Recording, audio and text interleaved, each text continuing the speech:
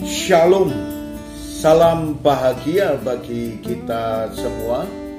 Sahabat yang dikasihi oleh Tuhan, pada saat-saat yang menyenangkan dan membahagiakan ini, marilah kita menikmati kebenaran firman Tuhan dengan pokok bahasan, bagian, dan tempat Maha Kudus beserta dengan isinya.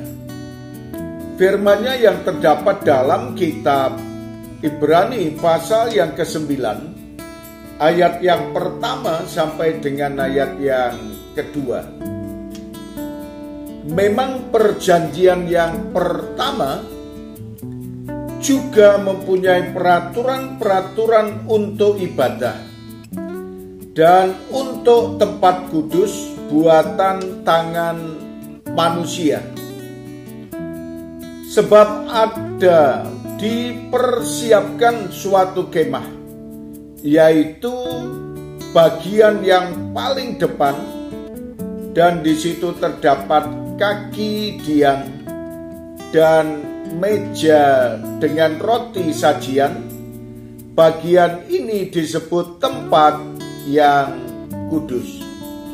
Sahabat yang dikasihi oleh Tuhan, kita tahu bahwa kemah suci terdiri dari pelataran, ruang kudus, dan ruang Maha Kudus. Saudara dan saya memahami apa yang terdapat dalam pelataran, jadi itu masih di ruang lingkup dari tempat kemah suci. Ada bagian luar yang disebut pelataran, ada bagian dalam yang depan disebut tempat kudus, dan ada bagian dalam yang bagiannya disebut ruang Maha Kudus.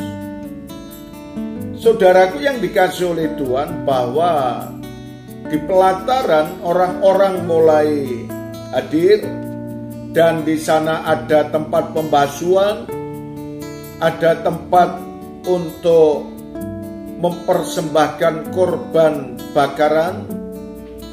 Kemudian dia belum masuk, dan di sana mereka senantiasa umat Israel hadir, kemudian menyucikan diri dengan membasuh diri dan mempersembahkan korban. Apa yang menjadi cita-citanya dalam korban itu diungkapkannya semua kepada Tuhan pencipta kali semesta alam.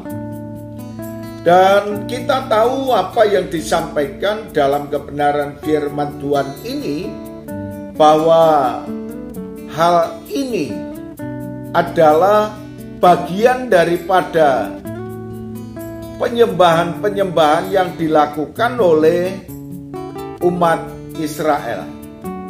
Dalam kitab Keluaran pasal 25 ayat yang ke-8, dan mereka harus membuat tempat kudus bagiku, supaya aku akan diam di tengah-tengah mereka.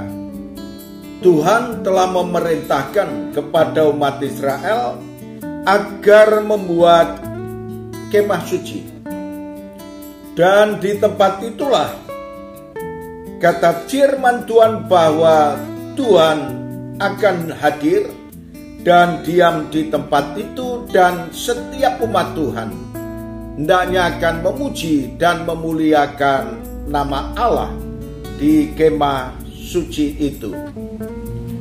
Demikian pula saudaraku yang dikasihi oleh Tuhan, bahwa isi-isi dari kemah suci atau tempat kudus itu diantaranya yaitu bagian yang paling depan.